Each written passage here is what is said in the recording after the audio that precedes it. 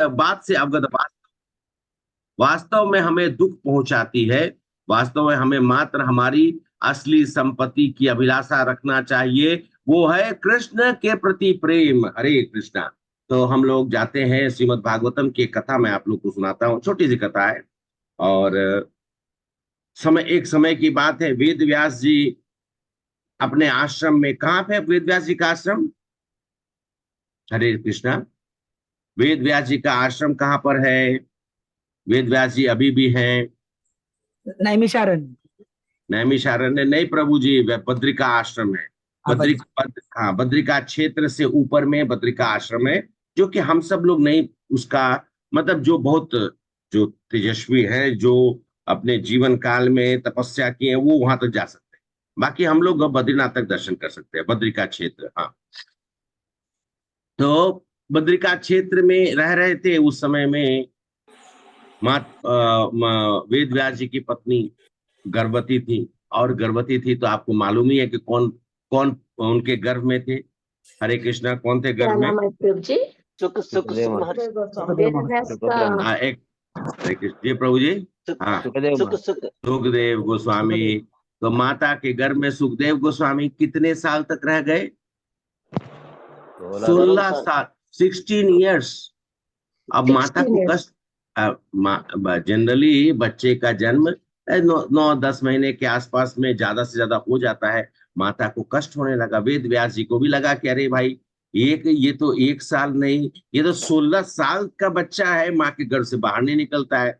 तो उन्होंने जाकर बोला, हे पुत्र कृपा करके बाहर आओ। तो अंदर से आया, कौन पुत्र?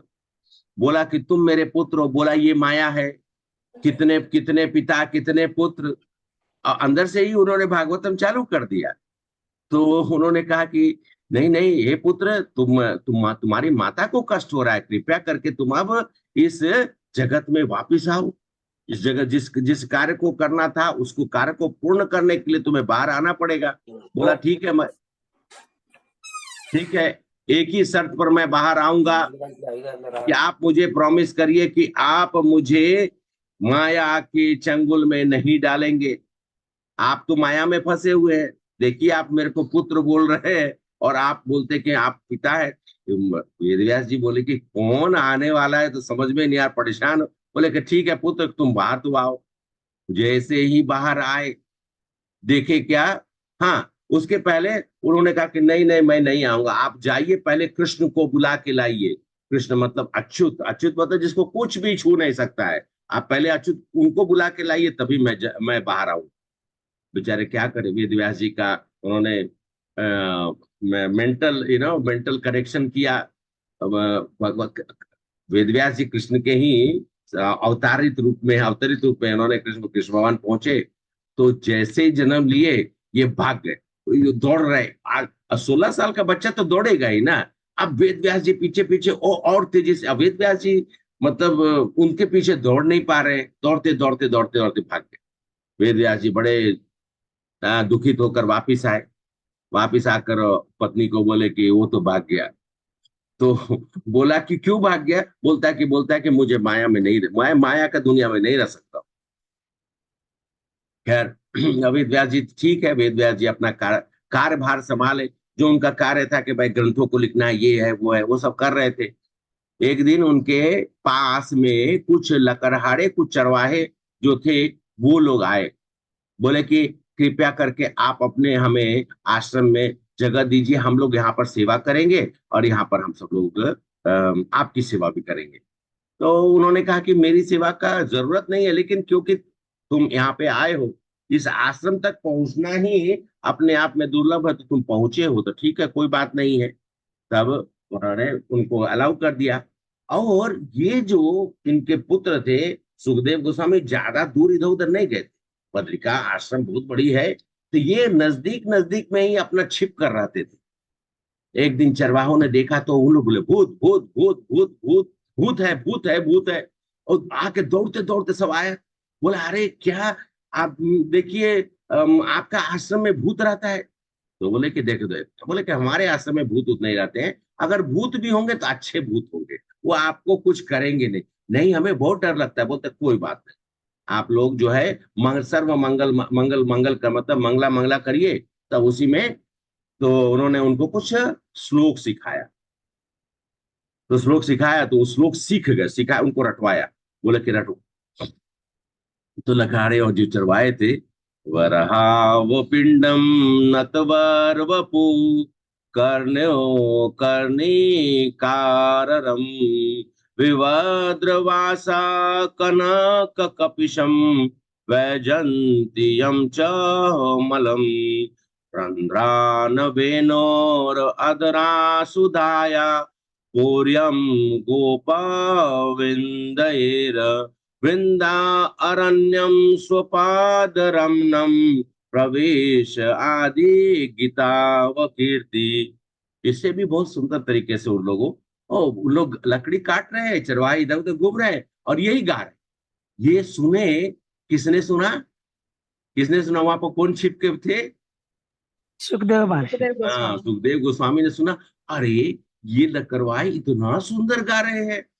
और ये सुंदर इसमें क्या है? वरहा, एक वरहा मतलब एक मोर का पंख, अपिदम उनके सर के सजावट के रूप, नतवर मतलब सर्वश्रेष्ठ नर्तकों में से, वपु दिव्य शरीर, कर्णों कानों पर, कर्णिकम एक विशेष प्रकार का नीला कमल जैसा फूल, विभ्राट धारण करने वाला, वास वस्त्र कनक सोने के समान, कपिशम कपिशम मतलब यहाँ पर कपिशम मतलब कपिश नहीं, कपिश मतलब बंदर भी होता है। कपिशम यहाँ पर बोला गया है पीला।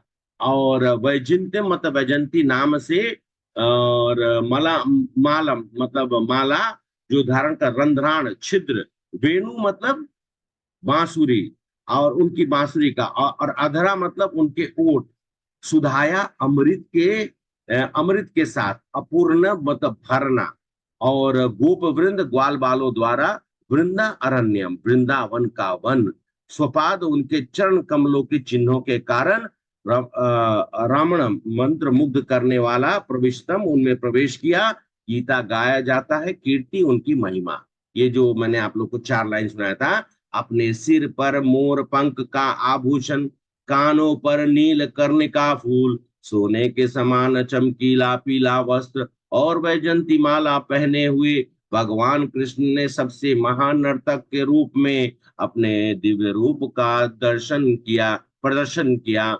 जब उन्होंने वृंदावन के जंगल में प्रवेश किया, सुशोभित किया, उस वृंदावन को सुशोभित किया, यह उनके पद चिन्हों के निशान के साथ उन्होंने अपनी बांसुरी के छिद्रों से, अपने ओठों के रस से अमृत भर दिया, जिस अमृत को पान करने के लिए सभी लोग लालायित रहते हैं। इस श्लोक में देखिए, गोपियां इस श्लोक में वर्णित करती कि कृष्ण के सभी दिव्य गुणों का स्मरण कर।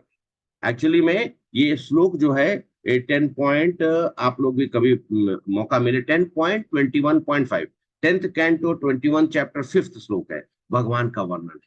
और इस वर्णन को सुनकर सुखदेव गोस्वामी का मन इतना ज्यादा द्रवित हुआ कि इतने सुंदर श्लोक आज है। तब तक इतने में वो चरवाहे जब गा रहे थे, अचानक देखे देखे वो चिल्लाने लगे। तब क्या हुआ, जब चिल्लाने लगे तो वेद व्यास जी आ गए। हाँ, पकड़ा गया पकड़ा गया पकड़ा गया। ये उन्होंने इसलिए सिखाया था, उनको मालूम था कि आसपास में ही कहीं मेरा पुत्र है, उन्होंने सिखा दिया। तो बोले कि, तो वो बेचारे पिता के पास आए, बोले कि ठीक है। उन्होंने बोला कि चलो बेटा, अब तुम्हारी माँ तुम्हारे इंतजार करे, तुम बहुत दिन से उधर उधर भटक रहे हो। तो बोले ठीक है, मैं एक शर्त पे जाऊंगा, आप मुझे इन श्लोकों को पढ़कर याद करवाइएगा और मुझे भगवान का वही दर्शन इन श्लोकों के माध्यम से देखना है।